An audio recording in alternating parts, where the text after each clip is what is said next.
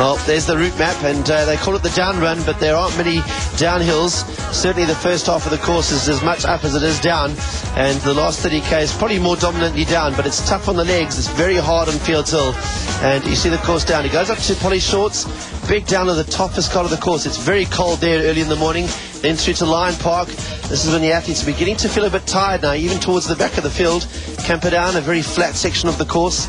Lots of crowds there initially, and then they head out towards the areas of Harrison Flats, CATO Ridge, very important part of the route in terms of spectators, huge marquees and spectator points there for the athletes. Then the tough part along Harrison Flats, it's about 8 kilometers of flat road, and it can be absolutely mind-numbing, especially on the uprun, not so bad on the downrun. Then to the top of Unchanga, and Unchanga, believe me, is as tough going on the downrun as it is going on the uprun, and down towards the halfway mark at Drummond, and there'll be a big festive atmosphere around there.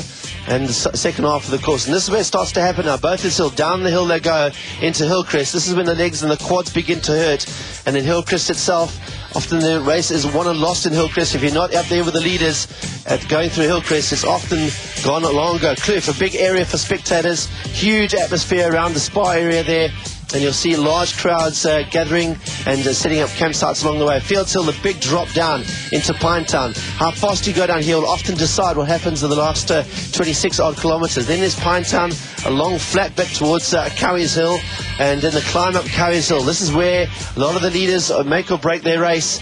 We've seen it happen so often.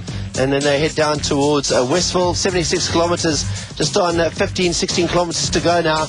And then they head up towards 45th Cutting, and that's a bit of a climb, only 1 kilometer, 7 kilometers at the top of 45th Cutting towards the finish. And if you're in the top 3, and you'll see Tollgate now over the top of Tollgate, down towards Durban, and we've seen the likes of Sean Mateus, lots of South African runners making their break just at the top of Tollgate, 89.3 kilometers in all.